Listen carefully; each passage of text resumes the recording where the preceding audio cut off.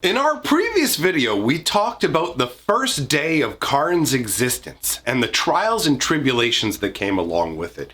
It's pretty well summed up in this excerpt from Baron's journal, where he says, "You have no mother, you have no father either.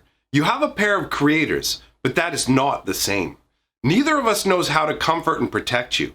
If you need too much nurturing, we may even consider you defective. Perhaps it's because you were designed to be a tool, a weapon, not a person. Perhaps it is because we have not expected to have to save you. We were hoping you would save us." So that is an excellent way to encapsulate the feeling of the first installment of the Karn story. Now, it is a month later from that point, and Karn is absolutely miserable. It's only been a month that he has been alive at this point, right? Because the first time experiment happened on his first day, and we've got a scenario now where he has spent pretty much every day of his existence being tortured by Teferi. Urza or Malzra, however you want to call him, because honestly I flip back and forth between those two. Malzra is the name that Urza is masquerading under, Urza obviously being the incredibly ancient and powerful planeswalker who is responsible for the creation of Karn. Now this is the part where Karn still hasn't actually found his name. He is known as either a probe by his creator or as Artie Shovelhead by Teferi and the children that are spending their time torturing Karn. So the next time we find him in the story, he has been having terrible experiences one after the other. He's now sitting on a gigantic log in the Grand Hall because he has smashed through a number of different pieces of furniture. Not only can he not sit on regular chairs like regular folk, he can't even sit on full-on benches. After breaking 3 benches, he was basically barred from using the furniture, and they dragged a huge piece of wood for him to just sit on. And he's basically, at this point in the story, Karn is there in the Great Hall, miserable, dejected, not enjoying any part of his existence, as around him, Teferi and his minions caper, torturing Karn. The newest variation of torture that they had invented for him was actually involving the lunch. So basically they would take the vegetables and other parts of their lunch, and Teferi had determined a way to use levitation magic to turn Karn into almost the equivalent of a snowman, where he's basically shoving carrots in for like a nose and for ears and random holes in Karn's skull, giving him bulging eyes made of biscuits, oily lettuce hair, so he had lettuce all on his head, oil just dripping all over him. He's literally created to be a time-traveling golem, and here he is just having to suffer through this demeaning sort of stuff. And it had been happening for a full month with no real break. It took a month before Joyra finally showed up looking for Karn. Out of the blue, Joyra shows up and essentially just starts talking smack to Teferi, saying, "All right, what are you doing? You need to stop acting like this. Why are you treating Karn like this? He's a person, right? Or, at least he has feelings. He's a living being. What are you doing?" And then Teferi tries to show off to his friends in front, like, "Oh, look at me. I'm gonna say this and that." I'm not gonna get too much into it because you can actually hear that in the Joyra lore video, so there's no point in going over that part of the story. But anyways, it ends with Karn being amazed as Joyra leads him out of the hall after having essentially put Teferi on mute. She talked to him in a way that turned Teferi pale and sad with a little trembling mouth, which Karn obviously wasn't really having a problem with. He was happy to have something going on other than dealing with Teferi, until it turned out that Joyra took Karn to her room with him. And at that point, Karn is locked into Joyra's room alone with her. He is feeling uncomfortable and nervous because at this point, he's met with some kindness, but overall it's either just the disdain of Urza that he's dealing with, or disinterest, I suppose, as opposed to disdain. The disinterest of Urza versus the outright malice of Teferi. So Karn is uncomfortable in Joyra's room, just kind of looking around, standing there, not sure what to do. He's kind of pulling himself inwards because he is aware of his giant size and obviously the effect that that can have on objects around him.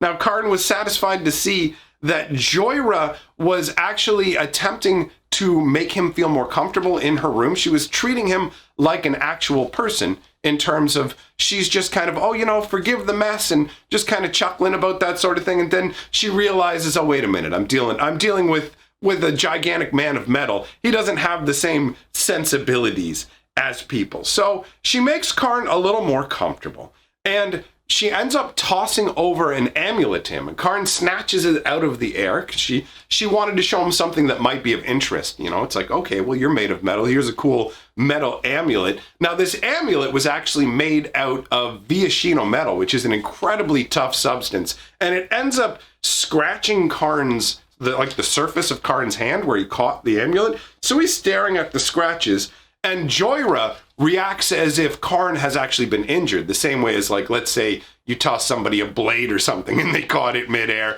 and it's like, oh no, your hand is cut. So she rushes over with a rag to tend to Karn's hand, and then she kind of catches herself and starts laughing. Now, Karn at this point is confused. He doesn't understand what's going on. So he says to Joyra, why are you laughing at me? What's going on? And she says, no, I'm laughing at myself. Here's the thing.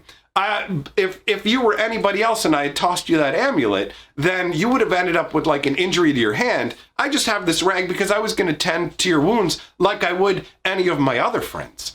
And that was a huge moment for Karn, where just hearing Joyra referred to him offhand as a friend, up until this point, he had just been either the probe or Artie Shovelhead, right? And this is a transformative moment in Karn's existence, where just hearing that she calls him friends in this sort of offhanded way, all of a sudden Karn has his first friend. He's not 100% sure how to feel about it, but since Joyra has the rag anyways, she starts to pick off the random little bits of vegetables that are stuck all over Karn, and uses the cloth that she has to start to clean off the oil, like the oil from the lettuce that had cascaded down around his head. So he is basically covered, the top of him is covered in oil. She is rubbing this oil, and while she's doing it, she actually starts to tell Karn about her homeland of Shiv, where the Gitu actually have a process where they take oil and place it on your head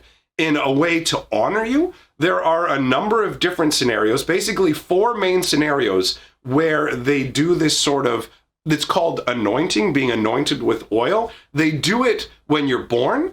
They do it when you're going on a vision quest. They do it when you're in need of healing. And they do it when you've been brought right back from the edge of destruction.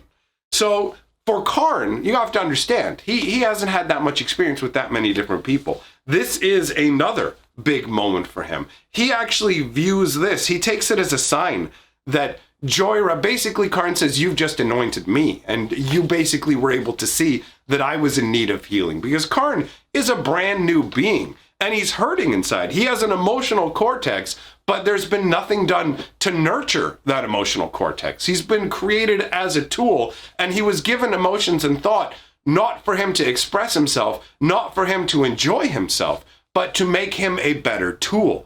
And so up until this point, he's basically been desperate for this, right? Joyra's concern for him and affection is like water falling in the desert. It's like rain in the desert, right? And Karn is greedily absorbing it up, which is totally understandable. Imagine that. Imagine having none of your emotional needs met until all of a sudden somebody actually considers you their friend and starts to treat you in a way that would be humanizing, right? Because at the end of the day, that's the type of emotional core that Karn has. It's essentially the same as being a human, even though he doesn't have the same internal body functions. He has those kind of emotional requirements. Karn's a very thoughtful and sensitive individual.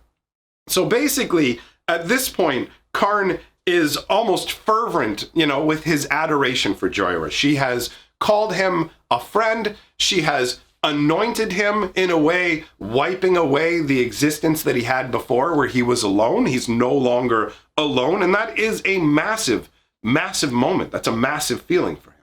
So then Joyra continues to add on to that feeling by asking permission.